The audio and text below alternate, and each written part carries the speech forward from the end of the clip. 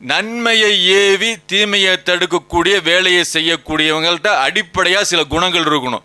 இந்த அடிப்படையான குணங்கள் எப்படி இருக்கணும் அப்படின்னா, நபி ஸல்லல்லாஹு அலைஹி வஸல்லம் அவங்க பிரச்சாரம் பண்ணாங்க.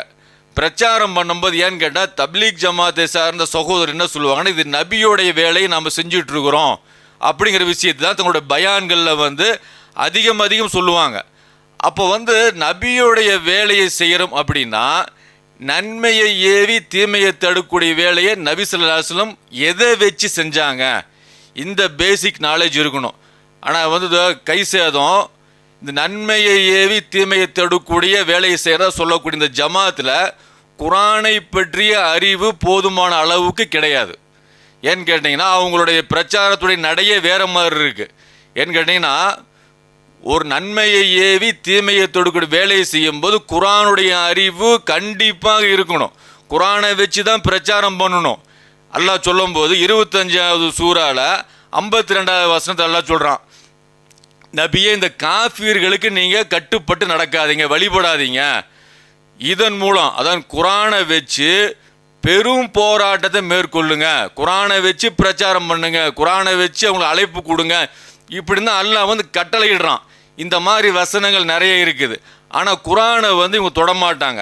குரான் என்னன்னு கேட்டிங்கன்னா, இவங்களுக்கு புரியாதுங்கிற நிலைப்பாடில் இருக்கிறாங்க. அப்போ தப்லீக் ஜமாத்தில் பல சிறப்பம்சங்கள் இருந்தாலும் அடிப்படையே கோளாறாக இருக்குது.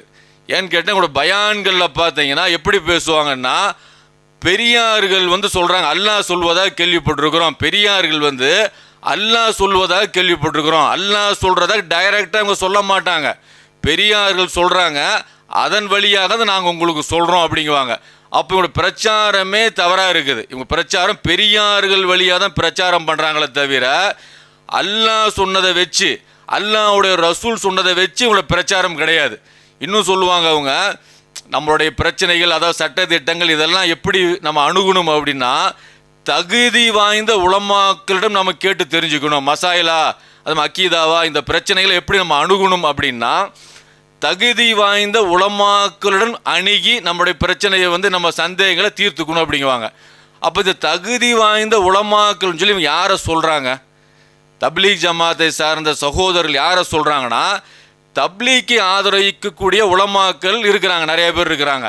இந்த உலமாக்களை தான் சொல்கிறாங்க. ஆனால் தப்லீக் எதிர்ப்பாளரான உலமாக்களும் இருக்கிறாங்க, தப்லீக்கு ஆதரிக்கக்கூடிய உலமாக்கள் இருக்கிறாங்க. ரெண்டு சாராராக இருக்கிறாங்க. தேவ்பந்து உலமாக்கள் தப்லீக்கு ஆதரிப்பாங்க, பரேல்விகளும் எதிர்ப்பாங்க.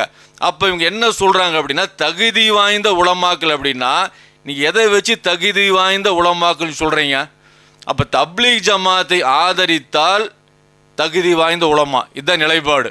அப்போ குரானே கையில் இல்லையே. அப்போ குரான் கையில் இல்லைங்கும் போது எப்படி நேர்வழி கிடைக்கும்? நபி ஸல்லல்லாஹு அலைஹி வஸல்லம் எதை வச்சு பிரச்சாரம் பண்ணாங்க? அப்போ குரானுடைய பொறுத்த வரைக்கும் குரான் புரியாதுங்கிற நிலைப்பாடில் இவங்க நிலைப்பாடு. அப்போ நன்மையை ஏவி தீமையை தடுக்கக்கூடிய வேலையை செய்யக்கூடியவங்க, இவங்ககிட்ட தீமை இருக்குது. குரான் புரியாது அப்படிங்கிறது எப்படிப்பட்ட ஒரு தீமை? அல்லாஹ் மேலே இட்டு கட்டுறது. அல்லாஹ் குரான் புரியும்படி இறக்கி வச்சிருக்கிறேன், பாமர மக்களுக்கும் புரியும் அப்படிங்கிற அடிப்படையில் சொல்லப்படக்கூடிய வசனங்களை எல்லாம் மறுத்துட்டு தான் நன்மையை ஏவி தீமையை தடுக்கிறோன்னு சொல்லி சொல்கிறது பலன் தராது, சமுதாயத்துக்கு மிகப்பெரிய பலன் தராது, எழுச்சி ஏற்படாது, அல்லாஹ்கிட்ட இருந்து உதவி வராது.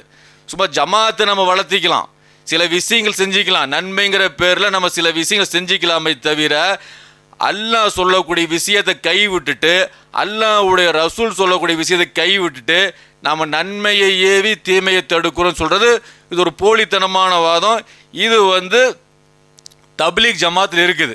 இவங்க குரானை நேருக்காக பார்க்க மாட்டாங்க, ஹதீஸை நேருக்காக பார்க்க மாட்டாங்க.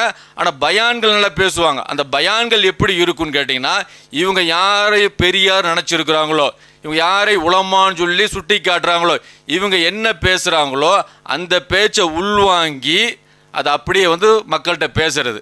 கஸ்துன்னு சொல்லுவாங்களா, அந்த டைம் நடக்கும். அதே மாதிரி இஜ்திமான்னு சொல்லக்கூடிய அந்த நேரத்தில் இருக்கக்கூடிய பயான்கள் எப்படி இருக்கும் அப்படின்னா, இவங்க பயான்களை ஒப்புவிக்கக்கூடிய வேலையை தான் இவங்களும் செய்கிறாங்க. எப்படி தவ்ஹீத் ஜமாத் அவங்க யார் அறிஞர்னு சொல்கிறாங்களோ அவங்களோட பயான்களை கேட்டு அப்படியே மனப்பாடம் பண்ணி அப்படியே பேசுகிறாங்களோ, அதே மாதிரி நடைமுறை தான் தப்லீக் ஜமாத்லேயும் இருக்குது. அப்போ இது எல்லாமே வந்து பார்த்தீங்கன்னா இவங்க நன்மையை ஏவி தீமையை தடுக்குன்னு சொல்றது வந்து முழுமையான விஷயம் கிடையாது. அல்ஹம்துலில்லாஹி ரப்பில் ஆலமீன்.